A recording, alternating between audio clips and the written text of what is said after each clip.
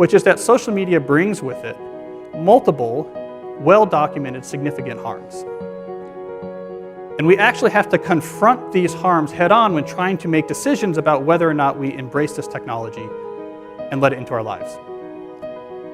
So one of these harms that we know this technology brings has to do with your professional success.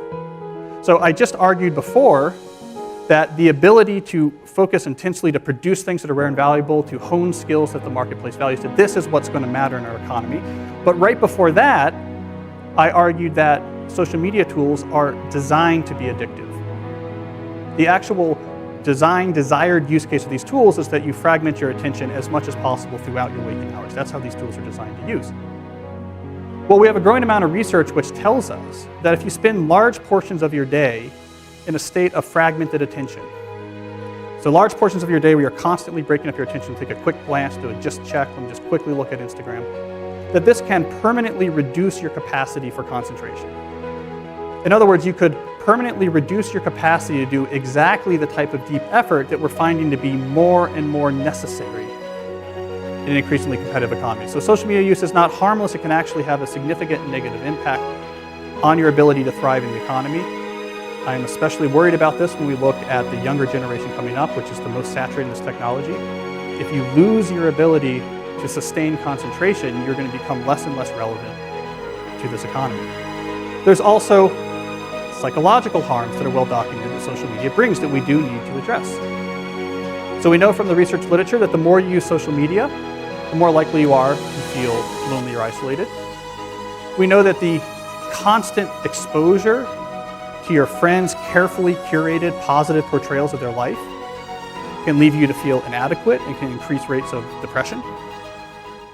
Look at how it happens. Social media, they've massaged all the mechanisms to addict you, like a Skinner's pigeon or a rat who's just going to click, click, click, click, click, can't put the phone down. The food, they've taken sugar and they've weaponized it. They've put it into all these different forms and varieties that you can't resist eating.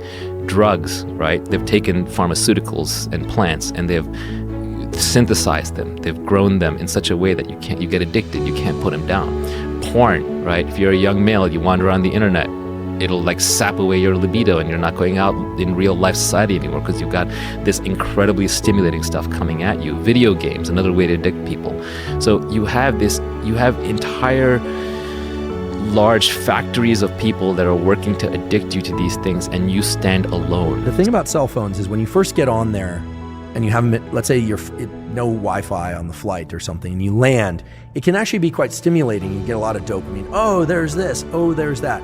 But very quickly, when you're scrolling on social media, you're no longer getting the novelty, but you're continuing to do it and you almost don't know why you're doing it. At that point, it shifts over to something that's a bit more like an obsessive compulsive behavior, where we can define an obsessive compulsive behavior where the obsession leads to a compulsion. So the obsession is a thought, the compulsion is a behavior, but the acting out of the compulsion merely serves to increase the obsession.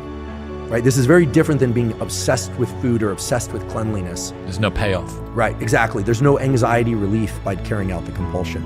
With OCD behaviors, like scrolling social media, the dopamine quickly wanes, and then you find that you're just and we've all been there, you're scrolling, like, why am I doing this? This isn't that interesting. This isn't that interesting.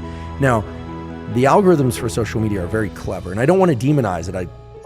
Provide a lot of my life is spent on, on social media now, but in the algorithms that they've incorporated function on the most powerful way to keep people doing a behavior, or an animal for that matter, is intermittent random reward, or random intermittent reward, that you don't know when you're going to hit the jackpot. So you're scrolling, and then you see something. Typically it's very high, what in nerd speak we'd say signal to noise.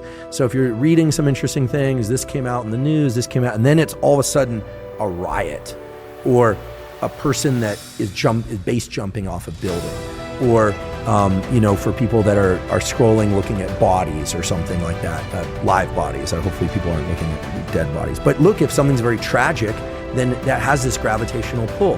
And then what happens is you start getting the system working for that next dopamine hit that you don't know when it's going to come. It's just like gambling. So I look at social media as initially being very dopaminergic, driving reward, surprise, and excitement. but very quickly transitioning to something more like OCD, and the kinds of behaviors where it looks, if we were to look at ourselves through the lens of an experiment like we would an animal experiment, we'd think that animal is sick. If you saw an animal digging in the corner, looking for a bone, the dog is looking, you'd think, that's really sad. That's us. A study by the group Common Sense Media revealed that teens spend an average of 9 hours per day consuming media. Pew Research Center shows that 24% of teens go online almost constantly, and 35% of them want to become YouTubers, which is fine, but most of them don't even know why.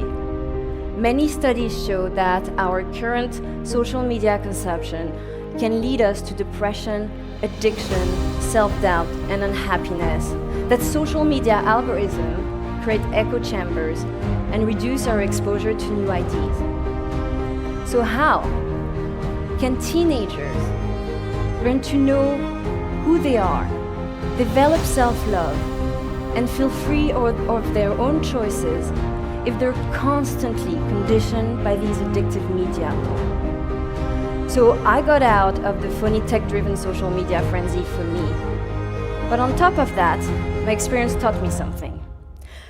With my post, I shape your world. With your post, you shape mine. In this hyper-connected world, our digital habits have a long-term impact on ourselves, our society, and our planet. With our post, like or share, we are approving a behavior, a choice, or a vision. With our post, like or share, we give more power to the message underneath the post. With our post, like or share, we vote for our future. So, how can we use these amazing creative platforms to benefit the world and avoid the negative impacts that it causes? For those of you who are influencers, you can reach hundreds of people in a second. Think about the message you're putting out there. For those of you who have kids, help them understand the need they have to post, and remind them that social media isn't the real world. It's a tool that can be used for the inane or for the beautiful.